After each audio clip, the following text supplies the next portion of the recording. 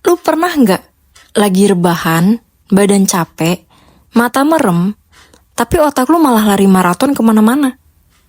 Ingat masa lalu lah, takut masa depan, pikirin hal yang belum tentu kejadian.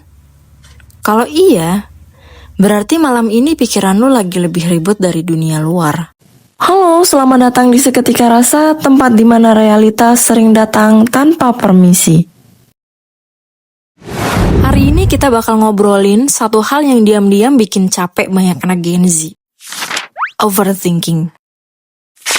Kenapa sih kita bisa overthinking? Kenapa makin dipikir itu makin sakit? Dan yang paling penting, gimana sih caranya berhenti tanpa harus jadi orang yang mati rasa? Overthinking itu bukan karena lo lemah.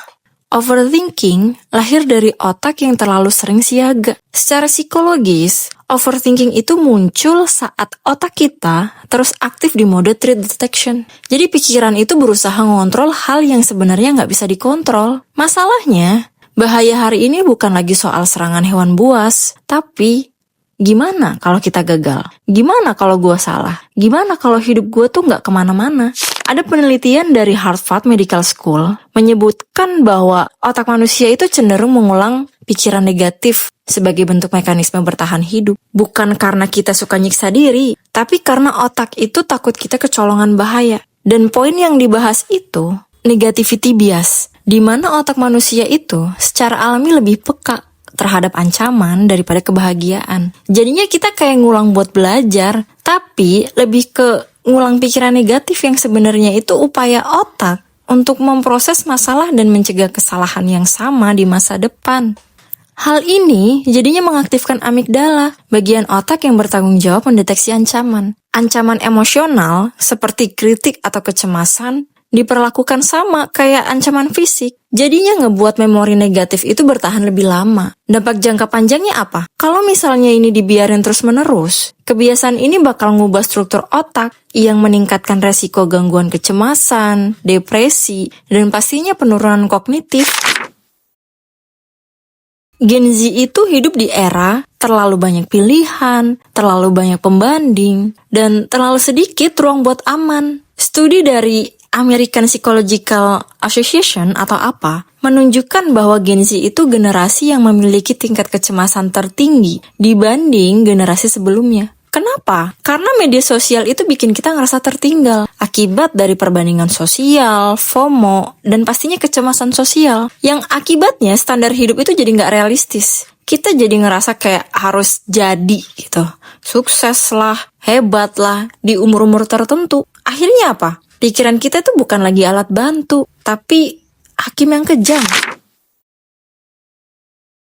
Ini penting. Gampangannya gini, rational thinking itu kayak gue mikir, gue analisis, gue ambil keputusan. Tapi kalau overthinking, gue mikir, tapi gak kemana-mana. So, rational thinking itu bikin lu gerak. Tapi kalau overthinking, bikin lu diam tapi capek. Menurut riset dari University of Michigan, overthinking itu cenderung mengulang masalah tanpa solusi. Sedangkan berpikir rasional itu lebih fokus ke aksi kecil yang realistis.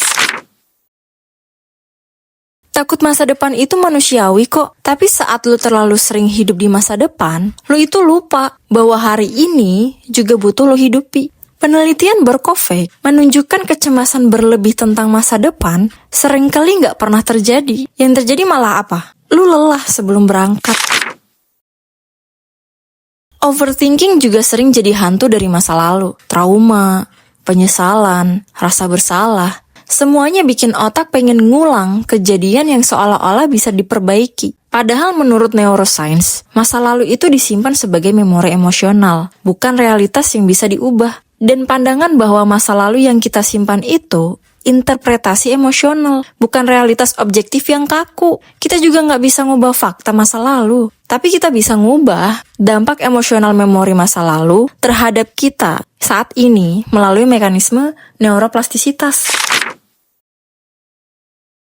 Penelitian di jurnal Anxiety, Stress, and Coping menyebutkan kalau overthinking kronis itu bisa meningkatkan resiko seperti gangguan kecemasan, depresi, dan stres kronis yang menciptakan lingkaran setan, di mana pikiran negatif itu akan terus-menerus memicu pikiran berlebihan. Yang jadinya apa? Masalah kesehatan fisik itu muncul, karena stres berkepanjangan akibat overthinking itu bisa ningkatin hormon kortisol yang bisa bikin lu insomnia. Jadi bisa nyebabin penurunan fungsi sistem kekebalan tubuh, tekanan darah tinggi, dan masalah pencernaan. Penyakit jantung dan kematian dini itu juga muncul. Kayak pemikir kronis itu beresiko hingga 77% lebih tinggi terkena penyakit jantung. Dan penurunan kognitif kayak gangguan memori dan perhatian. Jadinya apa? Burnout. Overthinking itu ngabisin energi mental dan emosional yang nyebabin ya kita capek yang parah banget gitu. Capek bukan karena kerja, tapi karena kepala itu nggak pernah istirahat. Gue punya beberapa cara yang bisa lo lakuin. Yang pertama, gue sebutnya formula 3A. Aware, Accept, and Act Small. Jadi lu tuh harus sadar kalau, gue tuh lagi overthinking. Lu harus terima dulu perasaannya, jangan dilawan. Terus lu lakuin aksi kecil yang nyata tapi ya. Overthinking itu akan kalah sama gerakan kecil yang konsisten kok. Yang kedua caranya grounding 5, 4, 3, 2, 1. Jadi lu tuh harus sebutin 5 hal yang lu lihat, 4 hal yang lu sentuh, 3 hal yang lu dengar, 2 hal yang lu cium, dan 1 hal yang lu rasakan. Ini teknik berbasis Cognitive Behavior Therapy atau CBT yang terbukti menurunkan kecemasan. Yang ketiga, ada namanya teknik journaling. Lu tulis apa aja. Contohnya nih ya, hal yang bisa gue kontrol hari ini adalah bla bla bla bla. Nah jadi, menurut studi University of Texas, journaling rutin itu bisa menurunkan aktivitas amigdala. So dengerin gue baik-baik ya. Lu gak rusak cuma karena lu mikir terlalu dalam. Lu gak gagal cuma karena hidup lu belum sesuai timeline orang lain. Kadang hidup bukan minta lu lari, tapi minta lu berhenti nyiksa diri sendiri. Lu boleh pelan, lu boleh ragu, lu boleh takut. Tapi jangan pernah nyimpulin masa depan dari satu malam penuh overthinking. Seperti biasa gue punya kalimat puitis buat kalian. Dalam labirin pikiran yang tak bertepi, manusia sering tersesat bukan karena gelap, melainkan karena terlalu banyak cahaya yang ia ingin ikuti sekaligus. Ia mengira dengan berpikir tanpa henti, ia sedang mendekati kebenaran. Padahal, yang ia dekati hanyalah kelelahan, yang menyamar sebagai kewaspadaan.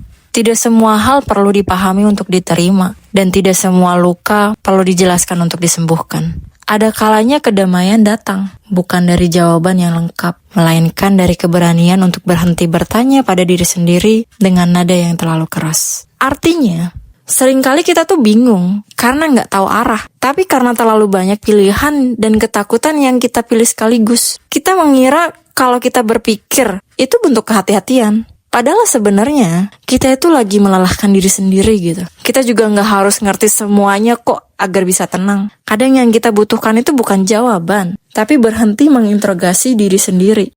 Kalau hari ini pikiran lu lagi ribut, nggak apa-apa. Lu manusia, bukan mesin keputusan. Terima kasih udah dengerin sampai sini. Jaga diri lu baik-baik, karena dunia ini cukup kejam. Tanpa harus lu tambahin dengan nyakitin diri sendiri lewat pikiran lu sendiri. So, sampai ketemu di episode berikutnya. Dan ingat, pelan juga tetap sampai kok. Jangan lupa like, komen, dan subscribe. Bye!